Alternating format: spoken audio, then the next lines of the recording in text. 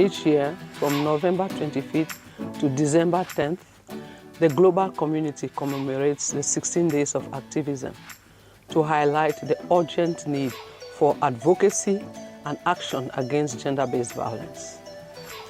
This year's theme, Towards Beijing Plus 30, Unite to End Violence Against Women and Girls, aims to raise awareness about ending violence against women and girls, encourage individuals and organizations to take action, call for stronger laws and better enforcement, and emphasize the importance of investing in women's rights movements. We must also address the horrific killings of women and girls due to their gender, known as femicide. Despite global efforts to eliminate this issue, violence against women and girls remains widespread, particularly in Nigeria. This campaign is essential. We must continue the fight against gender-based violence. While we are making progress, the situation could worsen if we do not remain vigilant. According to the 2018 Nigerian Demographic and Health Survey, NDHS, 31% of women aged 15 to 49 have experienced physical violence, and 9% have faced sexual assault. Additionally, emotional violence is the worst form of violence against women in this age group, affecting 52.3% of them. This translates to tens of millions of women suffering various forms of violence. UNICEF reports that 6 out of every 10 children in Nigeria experience some form of violence, including sexual violence, female genital mutilation, and violent discipline. Women do not only endure violence against themselves, they also suffer from the violence faced by their children.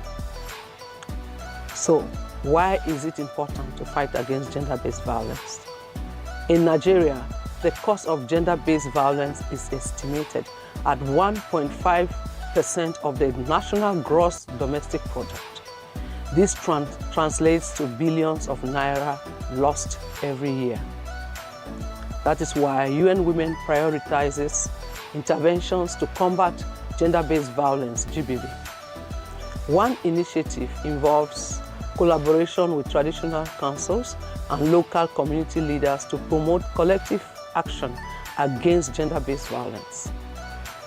These leaders have organized town hall meetings in their communities to denounce harmful cultural practices that perpetuate violence against women and girls.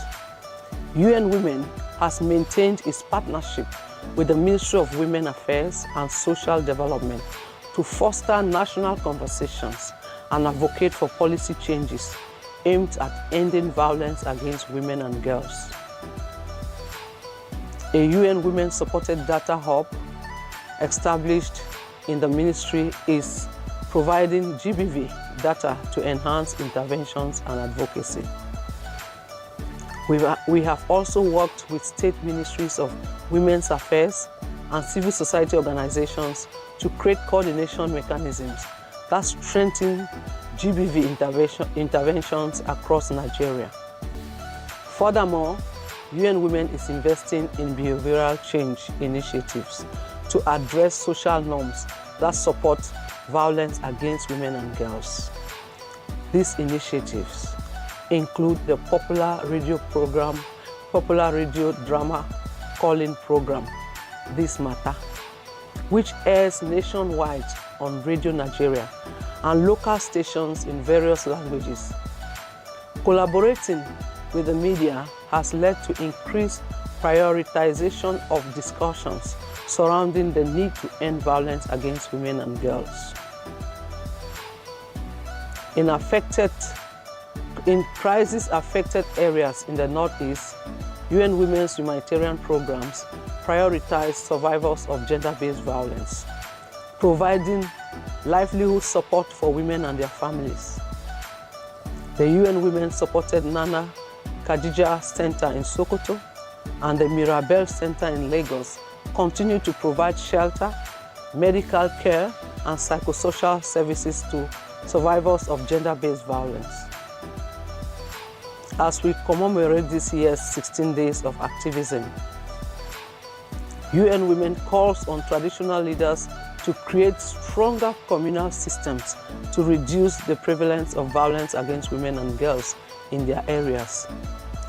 The judiciary can enhance the prosecution of offenders to deter potential perpetrators and seek justice for victims and survivors. Governments and development partners should prioritize investment in psychosocial support and economic empowerment for survivors. Collective action is crucial in our efforts to end violence against women and girls. This is the essence of the 16 days of activism. The private sector has also taken the lead in fighting gender-based violence. We have more than 200 private enterprises, including MTN, Guinness, all those big companies, who have adopted our women empowerment principles.